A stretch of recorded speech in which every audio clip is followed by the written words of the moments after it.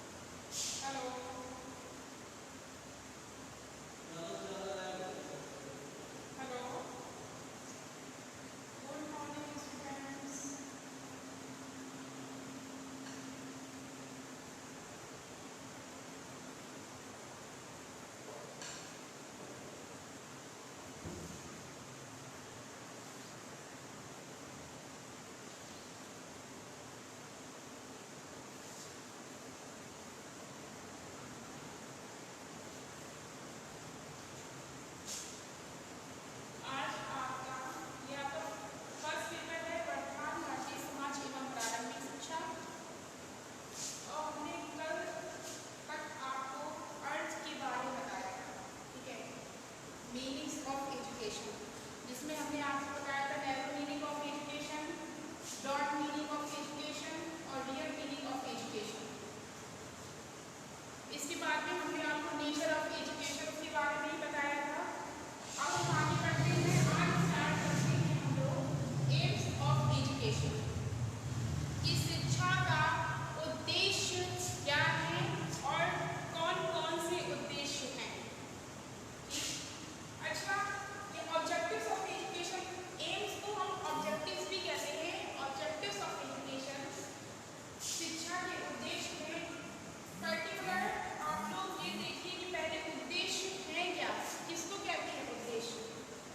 उद्देश्य का मतलब होता है दिशा दिखाना, एक गाइडलाइन देना, कि मतलब कि किसी भी क्रिया को संचालित करने के लिए या फिर किसी भी कार्य को करने के लिए हमें एक उद्देश्य निर्धारित करने पड़ते हैं। और एजुकेशन भी एक प्रोसेस है।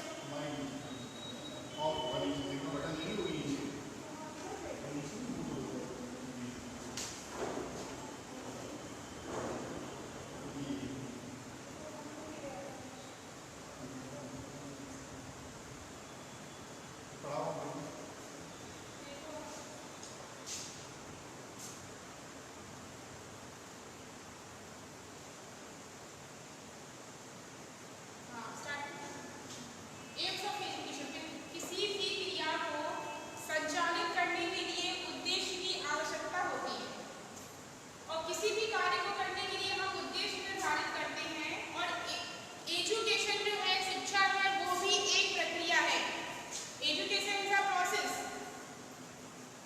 इसके उद्देश्य भी है, इसी उद्देश्य पे चल करके हम आगे कुछ करना चाहते हैं, कुछ बनना चाहते हैं, इसीलिए हम शिक्षा प्राप्त कर रहे हैं। अगर इसका कोई उद्देश्य ना हो तो शिक्षा का कोई मतलब ही नहीं है। एजुकेशनिस्ट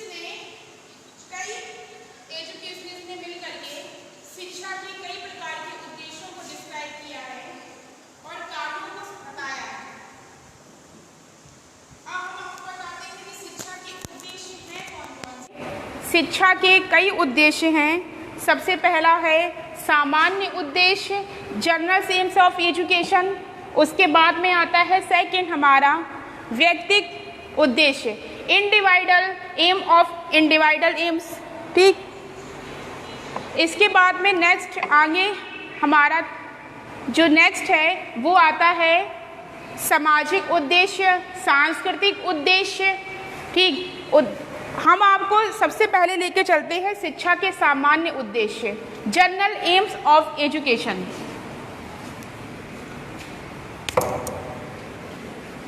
सबसे पहले हम लेके चलते हैं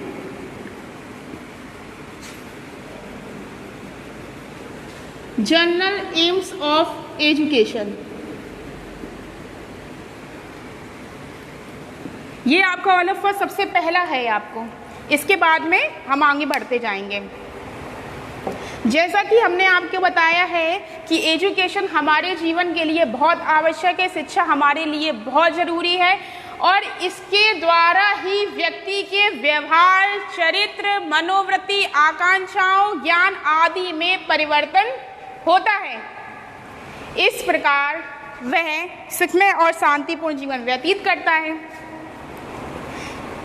इस संदर्भ में या इससे रिलेटेड शिक्षा के उद्देश्य हैं, जैसे कि ये एक पर्टिकुलर एक उद्देश्य सबसे पहले हम लेके चलते हैं सामान्य उद्देश्य। इसके अंतर्गत कितने उद्देश्य आते हैं, सब यूनिट्स लेके चलते हैं। पहला ये हो गया यूनिट, इसके अंदर आते हैं सब यूनिट्स, इसके उप विभाग। ठीक, उप छोटे छोटे भाग जो लेके चलते हैं। तो इसके अंतर्गत कुछ महत्वपूर्ण उद्देश्य हैं, जिसमें हम सबसे पहला उद्देश्य लेकर के चलते हैं हम चरित्र निर्माण का, एम ऑफ कैरेक्टर फॉर्मेशन। सबसे पहला इसमें आता है एम ऑफ कैरेक्टर फॉर्मेशन। चरित्र निर्माण का उद्देश्य। आप लोगों को सबको पता है कि सामाजिक हो, सोशलाइज हो या फिर धार्मिक जीवन हो, रिलीजियस लाइफ या फिर सोशल लाइफ, सब में व्यक्ति का चरित्रवान होना बहुत आवश्यक है। कुछ फॉरेनर एजुकेशनिस्ट हैं, उनका कहना है कि चरित्र नहीं तो कुछ भी नहीं, या चरित्र चला गया तो सब कुछ चला गया। इसमें एक एजुकेशनिस्ट हैं स्पेंसर। अकॉर्डिंग टू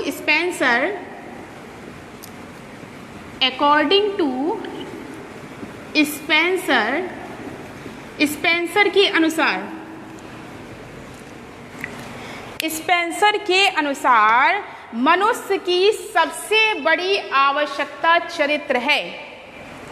मनुष्य की सबसे बड़ी आवश्यकता, ग्रेटेस्ट नीड जो है वो है कैरेक्टर, चरित्र। ठीक, चरित्र व्यक्ति के सभी कार्यों में, ठीक है, और विकास को ही प्रभावित करता है। इससे व्यक्ति के विचारों में शुद्धता आती है। अब इसके बाद में नेक्स्ट हम लेके चलते हैं, ये आपका पहला हो गया एम ऑफ कैरेक्टर फॉर्मेशन, चरित्र निर्माण।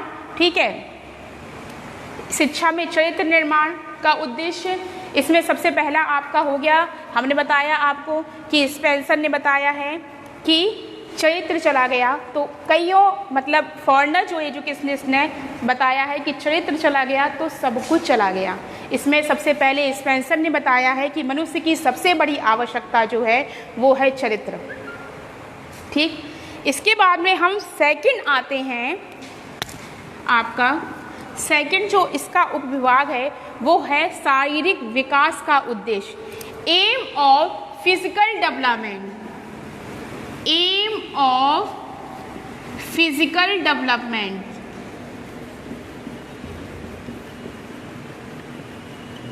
सबसे पहले आपका ये सामान्य उद्देश्य के अंदर आप पढ़ रहे हैं कि सबसे पहला आपका किसका हो गया, चरित्र निर्माण का उद्देश्य। दूसरा हो गया शारीरिक विकास का उद्देश्य। मतलब इसमें यह है कि शिक्षा इस प्रकार से होनी चाहिए कि बालक के उत्तम चरित्र का निर्माण हो सके। इसके बाद में सेकंड आपका आ गया शारीरिक विकास का उद्देश्य। बालक का शारीरिक विकास जो है वो एजुकेशन या शिक्षा नहीं करती है। शिक्षा जो है वो उसके शारीरिक विकास में एक मदद करती है। जैसे कि हमने आपको सबसे पहले बताया था, जो फर्स्ट हमने आपको इससे पहले टॉपिक शुरुआत करी थी शिक्षा से रिलेटेड ही, हमने आपको बताया अरस्तु के अनुसार, अकॉर्डिंग टू एरिस्टॉटल, अरस्तु ने क्या कहा, स्वस्थ शरीर में स्वस्थ मस्तिष्क का निर्माण होता है। यही बताया था कि स्वस्थ शरीर में स्वस्थ मस्तिष्क का निर्माण होता है, कि जब बालक या मनुष्य, ह्यूमन बीइंग, कोई भी अगर स्वस्थ शरीर होगा तभी उसके स्वस्थ मस्तिष्क का निर्माण होगा। ठीक, स्वस्थ विचारधाराएं आएंगी, आकांक्षाएं आएंगी, मनोवृत्ति आएंगी, भावनाएं आएंगी। अदरवाइज अगर वह शरीर से ही रोगी है तो वो चीज़ों को क्या समझ पाएगा। ठीक, मतलब शिक्षा ऐसी हो जो बालक की कर्मेंद्रियां हैं, ज्ञानेंद्रियां हैं, उनका विकास कर सके और इंद्रियों के द्वारा बालक को रोगों से मुक्त किया जाए, इस प्रकार की शिक्षा प्रदान की जाए। रूसो के अनुसार इसमें डेफिनेशन दी है, रूसो ने डेफिनेशन दी है कि शारीरिक व्यक्ति ही, शारीरिक रूप से स्वस्थ व्यक्ति जो है वो स्फूर्तिमान होता है और क्रियाशील बना रहता है। स्फूर्तिमान मतलब एनर्जेटिक होता है और क्रियाशील होता है, और व्यक्ति अपने विकास का स्वयं उत्तरदायी होता है। व्यक्ति अपने विकास का स्वयं उत्तरदायी होता है। यदि वह अपना शारीरिक विकास संतुलित रूप से बैलेंस बना करके यदि करता है तो उसको शिक्षा के अन्य उद्देश्यों को प्राप्त करने में कठिनता अनुभव नहीं करेगा। ठीक, मतलब इसमें कहने का रूसो का ये है कि शिक्षा के द्वारा ही व्यक्ति अपने स्वयं के शरीर को शुद्ध करने के लिए या कायदे से संतुलित रखने के लिए अपने शरीर को वो खुद स्वयं उत्तरदायी होता है, और अगर वह खुद संतुलित रूप से सही है तो वह कईयों प्रकार के जो लाइफ में उसके सामने कठिनाइयाँ आएंगी तो वह उनमें कठिनाइयों को अनुभव तो करेगा लेकिन उन चीज़ों को आराम से पार कर लेगा। ये था रूसो के अनुसार। अब आते हैं हम आगे, इसी में डॉक्टर जॉनसन के अनुसार, according to doctor Johnson, according to doctor Johnson के अनुसार स्वास्थ्य को बनाए रखना नैतिक एवं धार्मिक कर्तव्य है। स्वास्थ्य को बनाए रखना नैतिक एवं धार्मिक कर्तव्य है, क्योंकि स्वास्थ्य ही सब सामाजिक गुणों का आधार है, क्योंकि स्वास्थ्य ही सभी सामाजिक गुणों का आधार है। आप ज़्यादा से ज़्यादा लाइव कीजिए से आइए और देखिए।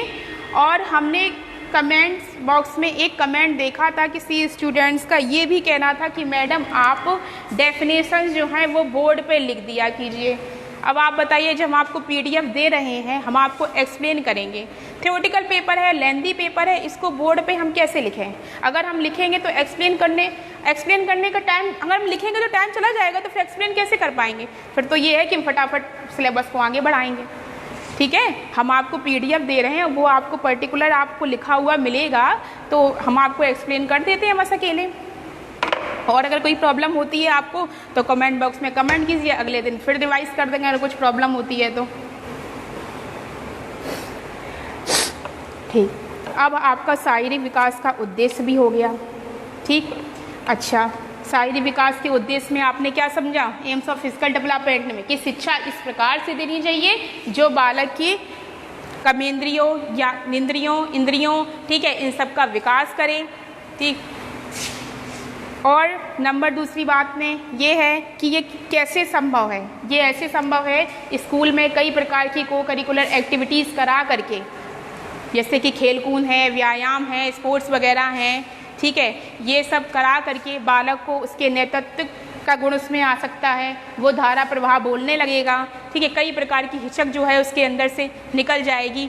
इस तरीके से शारीरिक विकास करने के लिए शिक्षा का महत्वपूर्ण योगदान है। अब इसके बाद में हम आगे बढ़ते हैं, हमारा ज्ञान संबंधी उद्देश्य, ज्ञान संबंधी उद्देश्य, knowledge related M.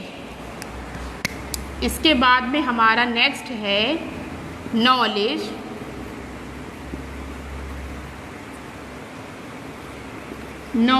Related M, ज्ञान संबंधी उद्देश्य। ये चीज आप मानते हैं कि विवेकशील और ज्ञानी पुरुष को सब लोग पूछते हैं, सर्वत्र सम्मान मिलता है, सर्वत्र सम्मान मिलता है। तो शिक्षा का उद्देश्य जो है वो है ये है कि बालक को विभिन्न विषयों के बारे में जानकारी दी जाए, चीज़ों उसको उसके कईयों सब्जेक्ट से उसको अवगत कराया जाए।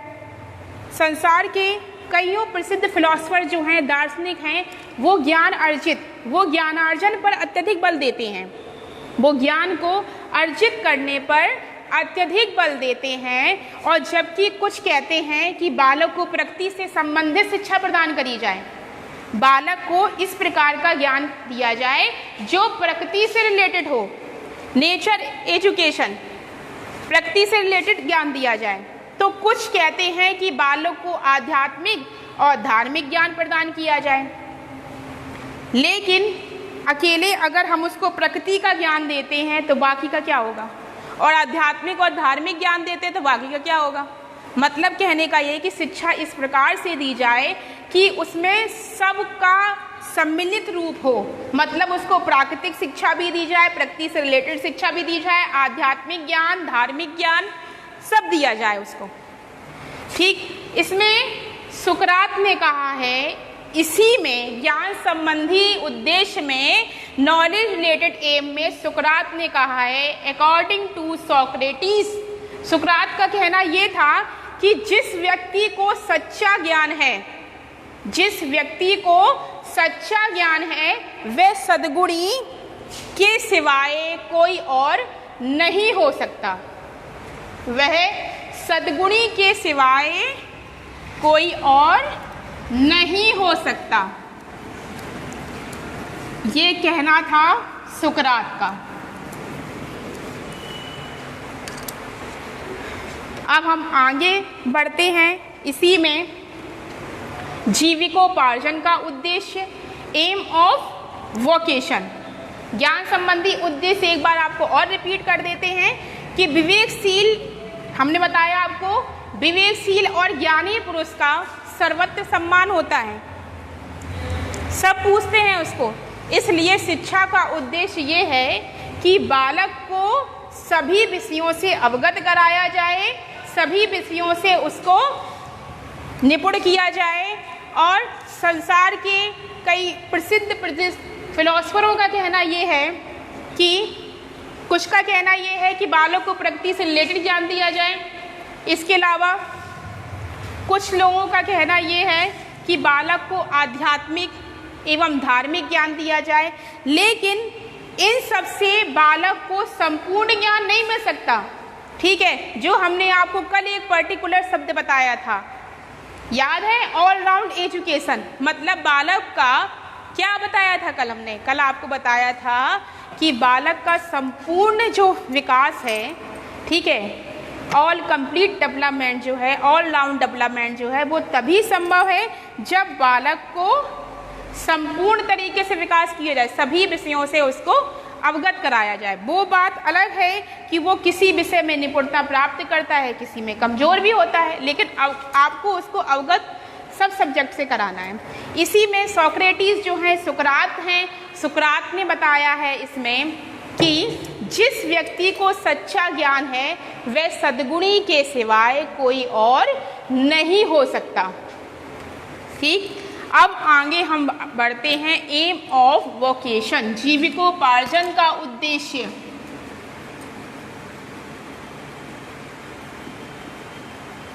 एम ऑफ वोकेशन, जीविकोपार्जन का उद्देश्य। और वोकेशन, जीविकोपार्जन आप समझते हैं, इसका मतलब क्या है, अपनी जीविका जुटाना।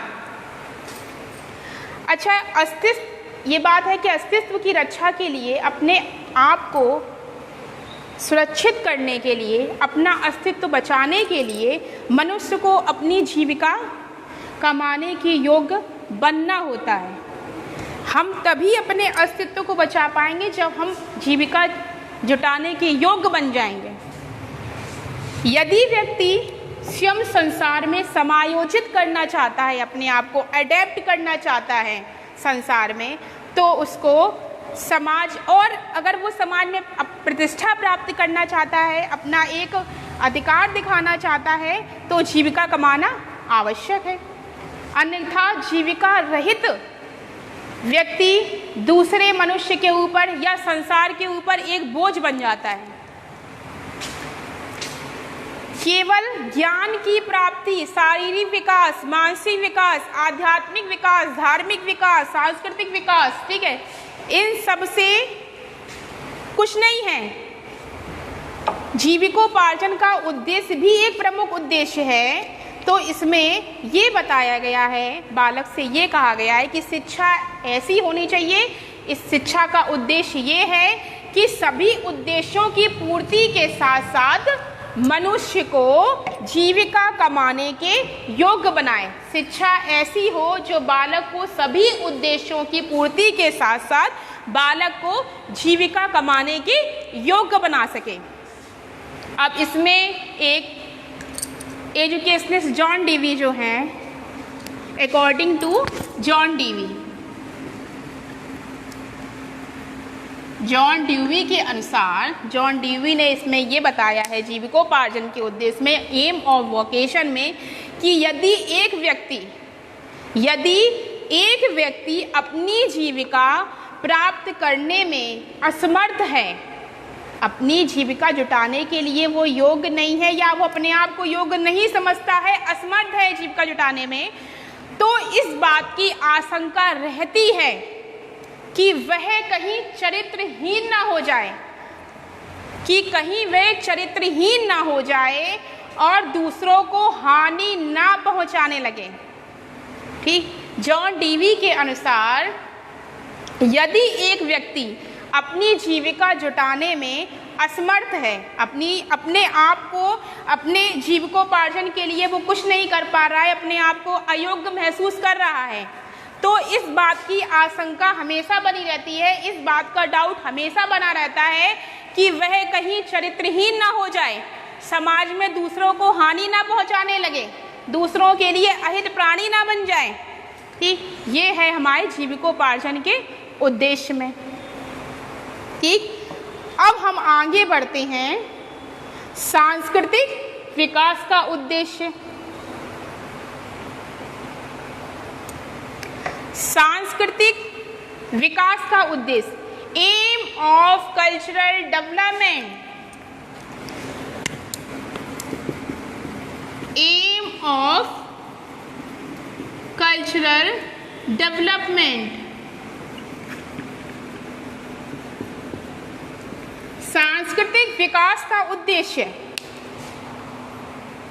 प्राचीन संस्कृति, एंशिएंट टाइम्स कल्चर को लेकर के अगर हम चलते हैं, प्राचीन संस्कृति को लेकर के अगर हम चलते हैं तो स्टडी करते हैं कि हिस्ट्री के बारे में, प्राचीन संस्कृति के इतिहास का अगर हम अध्ययन करते हैं तो हम देखते हैं कि शिक्षा एक ऐसा माध्यम है कि जिसके आधार पर किसी देश की संस्कृति का विकास तो संभव है, किसी भी देश की संस्कृति का, किसी भी देश के कल्चर का डेवलपमेंट तो संभव है, विकास तो संभव है, जो शिक्षा के माध्यम से एक पीढ़ी से दूसरे पीढ़ी में हस्तांतरित की जाती है या एक पीढ़ी से दूसरे पीढ़ी में ट्रांसफर की जाती है। बात समझ रहे हैं आप कि अगर हम प्राचीन संस्कृति के इतिहास का अगर हम अध्ययन करते हैं, ठीक है, उसके बारे में अगर स्टडी करते हैं तो हम ये देखते हैं कि शिक्षा एक ऐसा माध्यम है जिसके आधार पर किसी देश की संस्कृति का विकास तो संभव है, जो शिक्षा के माध्यम से एक पीढ़ी से दूसरी पीढ़ी में हस्तांतरित है या एक पीढ़ी से दूसरी पीढ़ी में ट्रांसफर है। भाई, आज हम अगर अपनी इंडियन कल्चर के बारे में जान रहे हैं तो यही तो हम अपने आगे की पीढ़ी को बता रहे हैं, नेक्स्ट जनरेशन को बता रहे हैं कि हमारे इंडियन कल्चर में क्या क्या है, कैसी हमारी सभ्यता है, कैसे तौर तरीके हैं, अलग अलग रहने वालों के रीति रिवाज कैसे हैं, खान पान कैसा है, बोलचाल का तरीका कैसा है। तो यह शिक्षा के द्वारा एक पीढ़ी से दूसरी पीढ़ी में ट्रांसफर हो रहा है, हस्तांतरित की जाती है। शिक्षा के माध्यम से अगर हम एक बालक को या मानव को या समाज को हम अगर शिक्षित करते हैं तो हमारी संस्कृति की सुरक्षा होती है, संस्कृति की सुरक्षा होती है और नई पीढ़ी को हम आगे बताते हैं और जिससे नई पीढ़ी आने वाली पीढ़ी को हस्तांतरित कर देती है।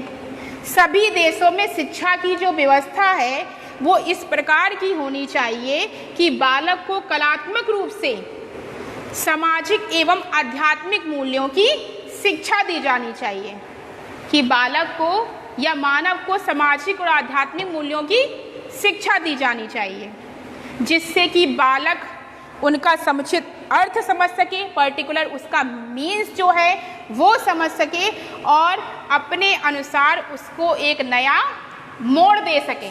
उसमें अगर आवश्यकता पड़ती है तो कहीं उसमें परिवर्तन कर सके, चेंजमेंट कर सके। ये होता है आपका सांस्कृतिक विकास के उद्देश्य में। ठीक, अब हम आगे बढ़ते हैं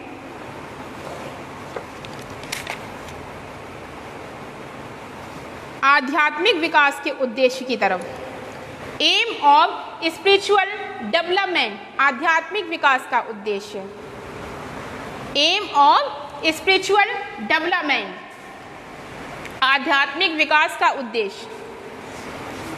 कईयों प्रकार के आदर्शवादी जो हैं, आइडियलिस्ट जो हैं, उनका विचार ये है कि शिक्षा का मेन जो पर्पस है, मेन जो उद्देश्य है, मेन ऑब्जेक्टिव जो है वो है कि उद्देश्य की बालक की आध्यात्मिक प्रवृत्तियों का विकास करना है, कि बालक की आध्यात्मिक प्रवृत्तियों का विकास करना है, जिससे कि बालक के आध्यात्मिक जब विकास होता है तो बालक के विचारों में पवित्रता आती है, धार्मिक विचार उसके मन में कुछ आने लगते हैं, चिंतन शक्ति का विकास होता है, कल्पना शक्ति का विकास होता है, तर्क शक्ति का विकास होता है और बालक जो सोचता समझता है वो बिल्कुल शुद्ध, प्योर, उसके विचारों में कहीं ना कहीं पवित्रता आ जाती है। मतलब कहने का ये है कि बालक को इस प्रकार की शिक्षा दी जाए कि उसका आध्यात्मिक विकास हो, उसके विचारों में पवित्रता आए और उसमें अधिक से अधिक धार्मिक विचार और चिंतन शक्ति का विकास हो। उसमें जैसे भाईचारा है, त्याग है, ठीक है, और अपने धर्म को लेकर के विश्वास है, इन सब का विकास हो। अब हम आगे बढ़ते हैं पूर्णतः जीवन का उद्देश्य, एम ऑफ कंप्लीट लिविंग। आगे हम बढ़ते हैं एम ऑफ कंप्लीट लिविंग।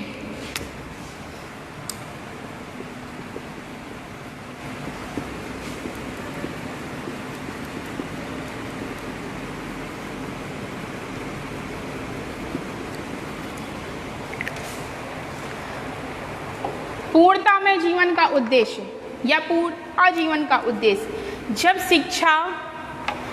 शिक्षा व्यक्तित्व का संपूर्ण विकास करती है, जब शिक्षा व्यक्तित्व का संपूर्ण विकास करती है, मतलब कहने का ये है कि जब बालक के व्यक्तित्व का विकास शिक्षा के द्वारा ही होता है तो उसका जीवन पूर्ण रूप से सुखमय और शांतिमय हो जाता है। और हर्बर्ट स्पेंसर जो एक आपके एजुकेशनिस्ट हैं, हर्बर्ट स्पेंसर, उनका कहना ये था कि शिक्षा का एकमात्र उद्देश्य ऐसा है कि वह हमें क्षमता प्रदान करता है जिसके द्वारा हम एक पूर्ण जीवन व्यतीत कर सकते हैं, कि शिक्षा ही एक ऐसा तत्व है, ठीक, एक ऐसा फैक्टर है जो हमें सुखमय जीवन व्यतीत करा सकता है अगर हम शिक्षित हैं तो। ठीक, ये होता है हमारा पूर्णता में जीवन का उद्देश्य। इसी में आप लोग जो हमने आपको आगे है तो इसमें कईयों यूनिट भी छोटी, लेकिन आप पर्टिकुलर कुछ याद रखिए, क्योंकि इतना पर्टिकुलर लिखने का आपको टाइम एग्ज़ाम में नहीं मिलेगा। जो आपको दिमाग में रहे उतना लिखिए, PDF फाइल आपको मिल जाएगी। इसके बाद में आपको आगे हम बता रहे हैं नागरिकता का उद्देश्य, जिसमें एम ऑफ सिटीजनशिप। नागरिकता के उद्देश्य में यही है कि बालक को इस प्रकार से शिक्षा दी जाए कि उसको अपने खुद के देश की संस्कृति के बारे में अवगत हो। शिक्षा नागरिक को देश की परिस्थितियों से परिचित कराती है, नागरिक में राष्ट्रीय भावना का विकास करती है और देश के प्रति उसके कर्तव्य क्या हैं, कर्तव्यों से अवगत कराती है। देश की प्रशासन व्यवस्था के विषय में भी शिक्षा ज्ञान दिलाती है। यदि हम शिक्षा में नागरिकता का उद्देश्य अगर डालते हैं तो, अगर हम शिक्षा में नागरिकता का उद्देश्य रखते हैं एम ऑफ सिटीजनशिप, तो उसके अनुसार शिक्षा नागरिक को देश की परिस्थितियों से परिचित कराती है, नागरिक में राष्ट्रीय भावना का विकास करती है, देश के प्रति उसके कर्तव्य क्या है उसके प्रति अवगत कराती है और नागरिक के सर्वांगीण विकास के द्वारा उन्हें देश में प्रगतिशील बनाने के लिए प्रेरित करती है। सर्वांगीण विकास के द्वारा, ऑल राउंड डेवलपमेंट के द्वारा, जो कि हमने कल आपको बताया भी था कि सर्वांगीण विकास है क्या, ऑल राउंड डेवलपमेंट है क्या। एक हमने कमेंट बॉक्स पे कमेंट में पढ़ा था कि सर्वांगीण विकास ऑल राउंड एजुकेशन है क्या। ऑल राउंड एजुकेशन का मतलब ये हुआ कि अगर हम विद्यालय में या कॉलेज में शिक्षा प्राप्त करते हैं तो बालक का सिर्फ एक पर्टिकुलर ज्ञानात्मक पक्ष मजबूत होता है, सिर्फ एक ज्ञानात्मक पक्ष मजबूत होता है। लेकिन जब हम बालक को सर्वांगीण विकास ऑल राउंड एजुकेशन अगर हम उसको देते हैं, ऑल राउंड डेवलपमेंट अगर उसका करते हैं, तो इसका मतलब ये है कि हमें विद्यालय में को करिकुलर एक्टिविटीज, पाठ्य सहगामी क्रियाओं की भी सहभागिता रखनी होगी, क्योंकि पाठ्य सहगामी क्रियाओं के द्वारा ही बालक में पूर्ण कंप्लीट तरीके से ऑल राउंड डेवलपमेंट होता है। क्योंकि सर्वांगीण विकास के द्वारा ही बालक में नेतृत्व का गुण आता है, जो हमने कल आपको बताया था, आज फिर रिपीट कर देते हैं। उसमें हिचक जो है, ये सब गुण जो हैं वो दूर होते हैं। ठीक, उसमें सहयोग है, सद्भावना है, क्योंकि जब वो ग्रुप में काम करना सीखता है, जैसे कि स्पोर्ट्स हैं, व्यायाम हैं, जब वो ग्रुप में काम करना सीखता है तो कहीं ना कहीं उसमें भाईचारा है, प्रेम है, दया है, सहानुभूति है, इन गुणों का विकास भी होता है। तब जाकर के हम कह सकते हैं कि बालक का सर्वांगीण विकास हो रहा है। ठीक, अब हम आगे देखते हैं। ये आपका था जनरल ऑब्जेक्टिव्स, आपके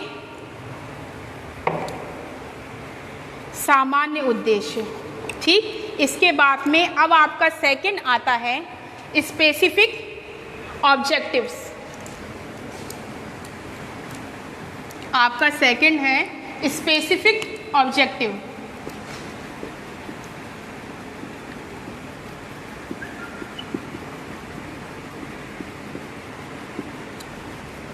स्पेसिफिक ऑब्जेक्टिव्स का मतलब हुआ, विशिष्ट उद्देश्य का मतलब हुआ कि शिक्षा के विशिष्ट उद्देश्य को हम लोग असामान्य उद्देश्य भी कह सकते हैं।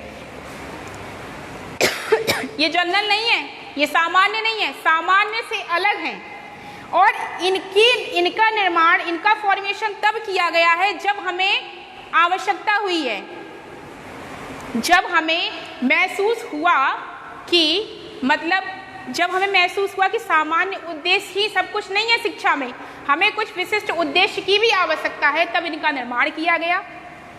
और इनका निर्माण जो है वो लचीलापन है, आवश्यकता अनुसार इसमें परिवर्तन किया जा सकता है, क्योंकि इनका निर्माण एक आवश्यकता पड़ने पर ही हुआ है। इनका निर्माण एक आवश्यकता पड़ने पर ही हुआ है। इसका क्षेत्र और प्रकृति जो है, इनका स्कोप और नेचर, इनका क्षेत्र और प्रकृति जो है वो एक सीमित है और किसी विशेष परिस्थिति और विशेष कारण को ध्यान में रखते हुए इनका निर्माण किया जाता है। इसलिए हम कह सकते हैं कि शिक्षा के विशिष्ट उद्देश्य जो हैं, स्पेसिफिक ऑब्जेक्टिव्स जो हैं वो लचीले हैं, अनुकूलन योग्य हैं, या हम ये भी कह सकते हैं लचीले हैं मतलब आवश्यकता अनुसार हम उसमें परिवर्तन कर सकते हैं। अकॉर्डिंग टू सरकमटेंस, स्थितियों के अनुसार उसमें हम परिवर्तन कर सकते हैं जब इनकी अत्यंत आवश्यकता होती है, तभी इनका निर्माण किया जाता है, अन्यथा नहीं। इसके बाद में हम थर्ड नेक्स्ट टॉपिक्स पे आते हैं। इसी में आगे है व्यक्तिक उद्देश्य, इंडिविजुअल ऑब्जेक्टिव्स।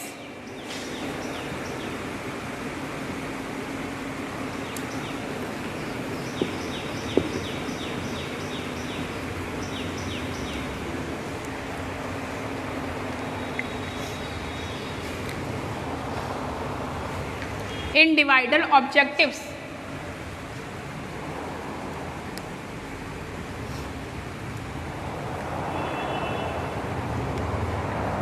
व्यक्तिक उद्देश्य में क्या है? यह एक प्राचीन उद्देश्य है।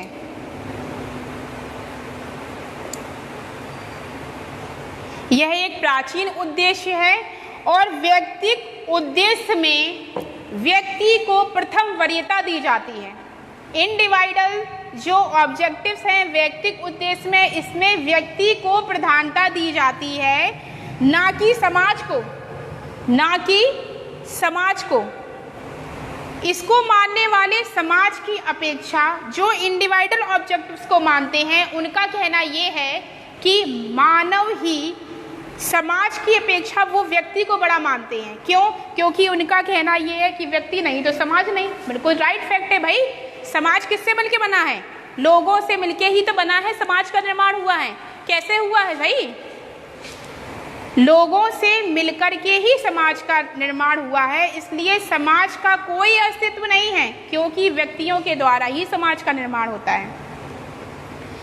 व्यक्तियों ने समय समय पर संस्कृत, विज्ञान, सभ्यता के विकास में अपना योगदान दिया है और प्राचीन काल में भी भारत है, ग्रीस है और कुछ हमारे वेस्टर्न कंट्रीज़ जो थी, उनने भी शिक्षा में इंडिविजुअल ऑब्जेक्टिव्स को ही प्रधानता दी है। उनने भी व्यक्तिक उद्देश्य को ही शिक्षा में प्रधानता दी है। क्यों? उनका भी कहना भाई यही था कि उन्हें सबसे पहले प्राथमिकता व्यक्ति को ही दी है। ठीक, अब ये हम यहीं पे रोकते हैं, कल हम आपको इसके आगे स्टडी करा देंगे।